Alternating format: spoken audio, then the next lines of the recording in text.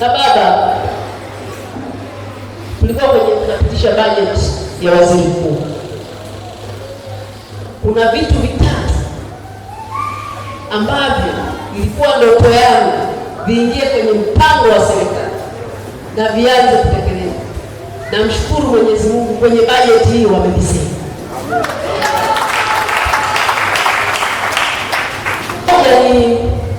Ni mradi wa TACTIC ambao unafadhiliwa na Benki ya Dunia.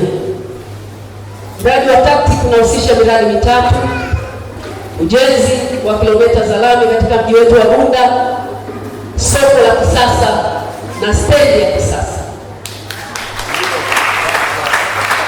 Waziri wa TAMISEMI Profesa Sheldon, kwa wale waliosikiliza wakati nachangia, na akasema Bunda iko kwenye tier 3, ujenzi utaanza, maana upembuzi yakinifu ulishakamilika.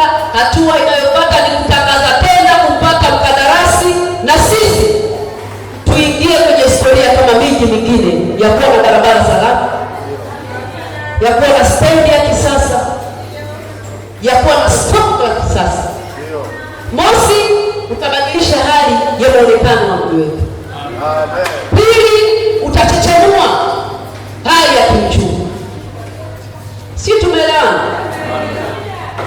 Ile stendi tunapoteza mapato, lakini mazingira yale sio mazingira.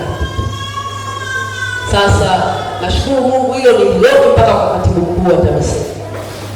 Jambo la pili ni ujenzi wa makao makuu ya TANAPA kanda ya magharibi, itajengwa Bunda. Haikuwa rahisi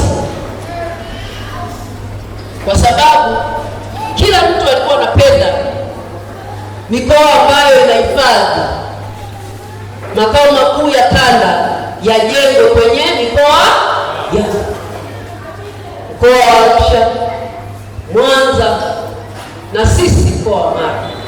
Unapozungumzia mbuga ya Serengeti, kwa asilimia kubwa iko mkoa wa Mara. Unapozungumzia miongoni mwa mbuga bora duniani, unazungumzia mbuga ya Serengeti.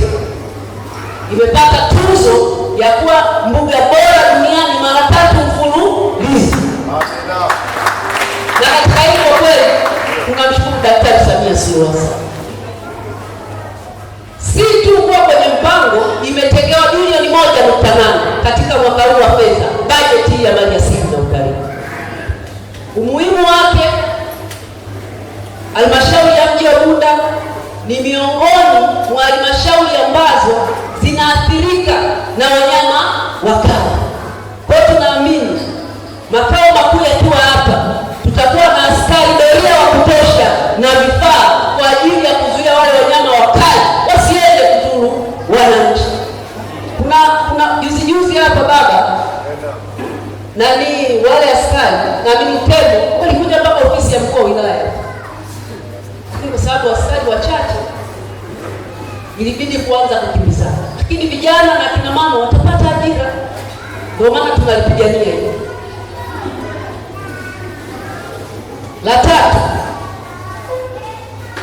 La tatu baba, eneo letu la Tairo kata ya Guta, lile eneo wananchi wamelipwa zaidi ya miaka 14.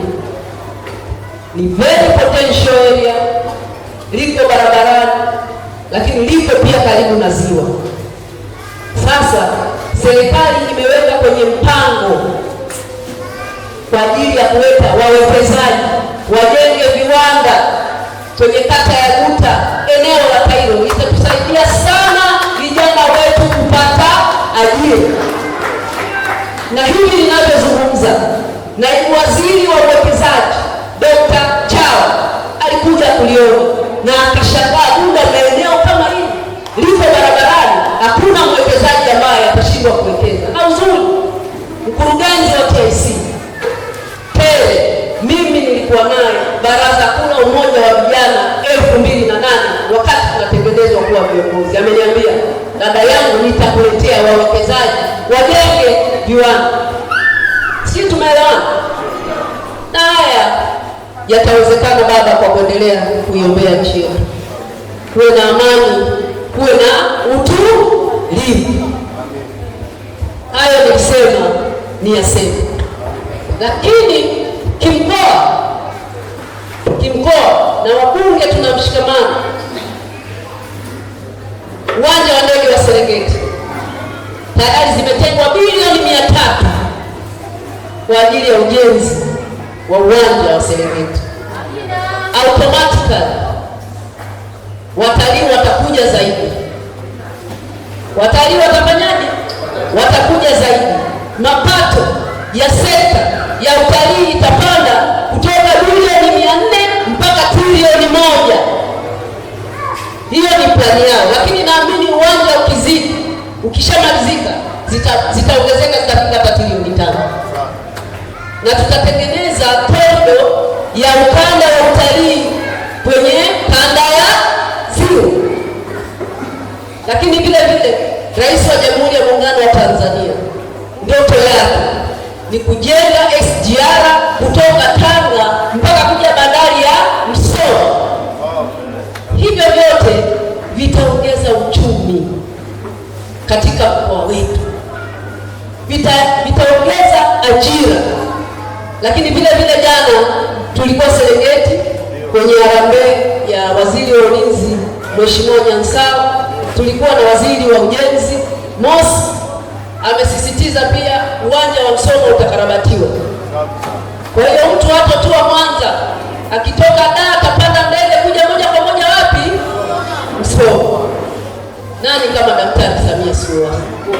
Mnyongeni akiape mpe. Ameamua kuacha alama kwenye mkoa wetu wa Mara. Sijui tumeelewana wazee wangu. Na siasa Baba anajua vyama vya siasa ni mapito, si ndio? Ni njia tu ya kuingia bungeni ili kufanyaje? Kuwatumikia wananchi. Si mimi mlinichagua nikiwa upinzani. Si leo niko CCM. Esther Bulaya amebadilika. Nikisimama bungeni ni Esther Bulaya yule mwenye hofu ya Mungu kusimamia ukweli na kuwatetea wananchi wa jimbo la Bulaya.